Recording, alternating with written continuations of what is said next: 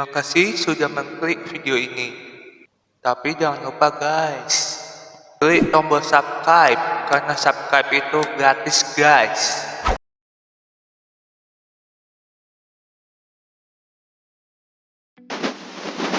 Assalamualaikum warahmatullahi wabarakatuh.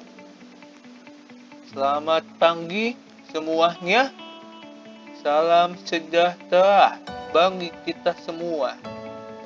Pada pagi hari ini, mata pelajaran Bahasa Indonesia, kita akan membahas tentang kaidah kebahasaan teks fabel. Sebelumnya, kekaidahan kebahasaan teks fabel itu ada berapa sih? Ya, betul, ada 6. Yang pertama ialah penggunaan lata.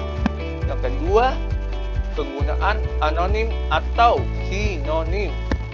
Lalu yang ketiga, penggunaan kalimat tidak langsung. Lalu yang keempat, ada penggunaan konjungsi. Yang kelima, penggunaan kata sandang. Lalu yang keenam, penggunaan kata depan. Lalu di sini itu penggunaan latanya itu sebagai berikut. Penggunaan lata seperti lata suasana, lata waktu, maupun lata tempat. Pemilihan diksi yang tepat dan memudahkan pembaca mengimajinasikan lata. Berikut contoh diksi untuk menunjukkan lata. Di sini itu lata suasana.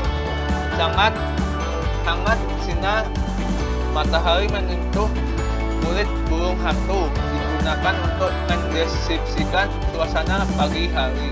Lalu latar tempatnya itu telaga 3 warna bak pelangi.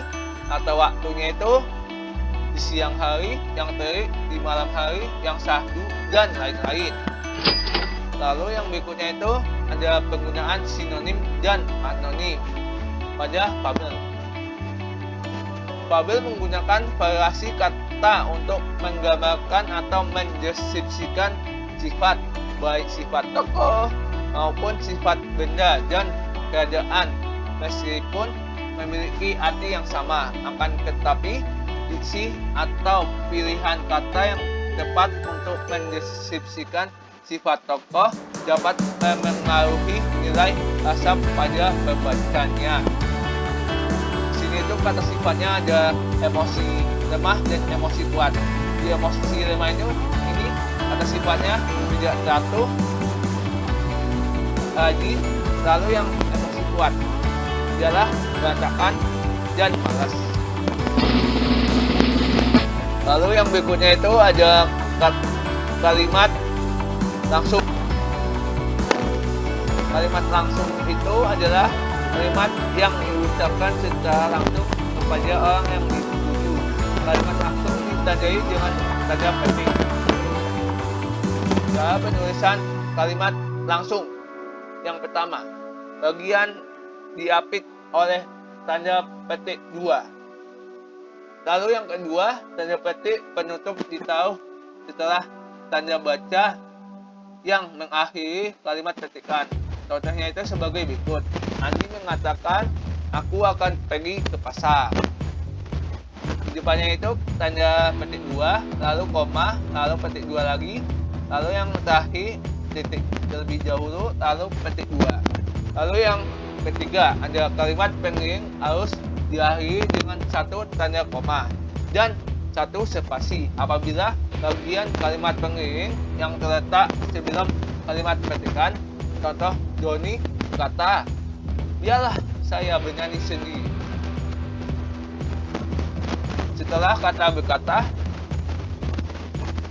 ditulis tanda koma, lalu petik 2, lalu yang terakhir tanda titik terlebih dahulu, lalu tanda petik 2. Lalu yang selanjutnya itu ialah kalimat pengiring harus diakhiri dengan 1 nada tanda koma dan 1 spasi apabila bagian kalimat pengiring terletak setelah kalimat petikan. Contohnya, sebagai berikut. 10. Aku tidak suka dengan hujan, kata semut itu. Sebelum kata ulu itu terdapat tanda petik 2. Dan setelah kata ulu ada tanda koma. Lalu sebelum kata semut itu diberi kata koma terlebih dahulu, lalu petik 2. Lalu yang berikutnya itu, jika ada 2 kalimat petikan huruf awal pada kalimat petikan pertama menggunakan huruf kapital, sedangkan pada kalimat petikan kedua menggunakan huruf kecil, kecuali nama orang dan sapaan. Contohnya itu sebagai berikut. Coba saja minta sama ayah, kata ibu. Dia pasti akan memberikannya. Sebelum kata coba di depannya itu petik 2. Lalu setelah kata ayah itu harus petik 2 kata ibu. Lalu setelah kata ibu itu harus tanda petik 2 lagi. Lalu yang berikutnya itu adalah kalimat tidak langsung. Apa sih itu kalimat tidak langsung? Ya, bagus. Kalimat tidak langsung adalah kalimat yang melaporkan atau memberitahu perkataan orang lain dalam bentuk kalimat berita. Itu kalimat tidak langsung. Yang pertama, tidak menggunakan tanda petik. Yang kedua, berintonasi datar dan menurun di akhir kalimatnya. Yang kedua, tokoh pelaku yang disebutkan pada kalimat langsung mengalami beberapa perubahan, yaitu sebagai berikut. Kata ganti orang pertama berubah menjadi kata ganti orang ketiga. Lalu yang selanjutnya, kata ganti orang kedua berubah menjadi orang pertama. Yang berikutnya, kata ganti orang kedua atau jamak kita berubah menjadi kami. Mereka tergantung pada konteks kalimatnya. Lalu yang keempat itu adalah menggunakan kata penghubung atau konjungsi seperti agak, supaya, tentang, untuk, bahwa, dan lain-lain. Lalu yang kelima itu ada bagian kutipan yang dijadikan kalimat tidak langsung berbentuk kalimat berita. Lalu yang selanjutnya itu adalah perubahan kata ganti. Kata ganti orang ke satu berubah menjadi orang ketiga. Saya, aku menjadi dia atau ia. Lalu yang berikutnya itu adalah kata ganti orang kedua berubah menjadi orang pertama. Kamu, dia menjadi saya atau nama orang. Lalu yang berikutnya itu kata ganti orang kedua dan kata ganti orang ke satu atau jamak berubah menjadi kami, kita, dan mereka kalian. Kami menjadi mereka kami. Lalu yang berikutnya itu contoh kalimatnya. Kalian tahu nggak nih contoh kalimat apa? Ya, betul. Berikut ini adalah kalimat langsung. Kalimatnya itu sebagai berikut. 10. Aku tidak suka dengan hujan, kata semut itu. Lalu diubah menjadi kalimat tidak langsung. Kalimat tidak langsungnya sebagai berikut. Semua perkataan Lirik pada ulu bahwa dia tidak suka dengan hujan. Lalu yang selanjutnya ada penggunaan konjungsi atau kata penghubung. Kata penghubung minta kalimat yang didahulukan tanda koma. Contohnya itu sebagai berikut. Padahal, sedangkan, seperti, tapi, yakni, atau yaitu. Lalu yang kedua itu kata penghubung yang tidak didahului tanda koma, bahwa, bahkan, maka, sehingga. Lalu yang selanjutnya itu ada konjungsi antar kalimat. Apa sih konjungsi antar kalimat itu? Ya, bagus. Konjungsi antar kalimat merupakan konjungsi atau kata sambung yang menghubungkan antara kalimat satu dengan kalimat lain. Oleh karena itu, konjungsi ini selalu memulai kalimat baru. Contohnya itu sebagai berikut. Dengan demikian, oleh sebab itu, sebaliknya, bahkan setelah itu, dan selanjutnya. Lalu, yang berikutnya ada penggunaan kata sandang si dan da sang. Si dan sang. Apa sih penggunaan kata sandang itu?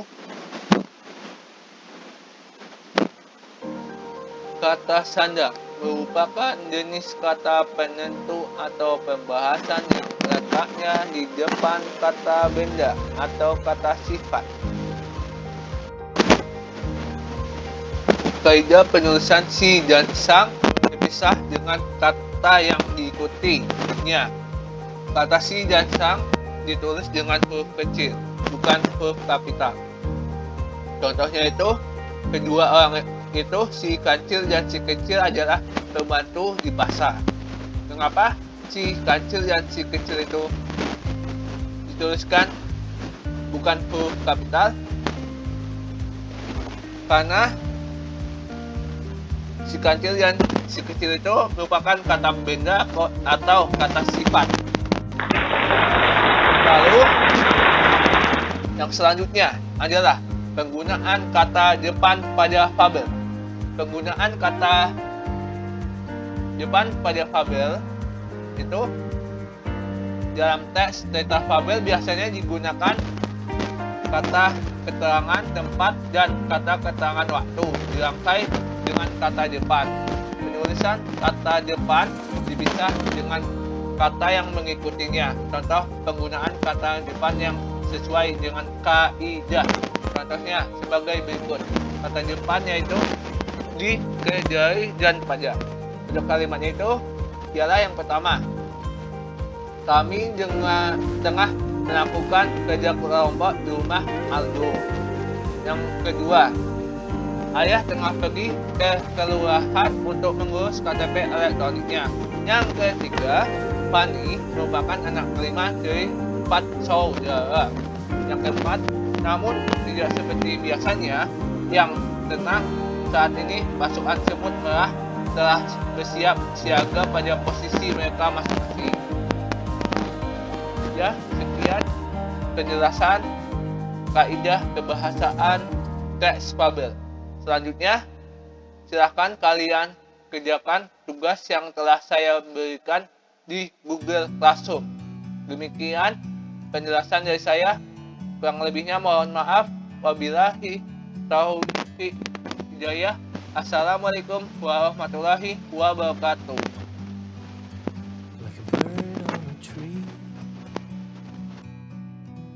I'm just sitting here. I got time. It's clear to see from up here. The world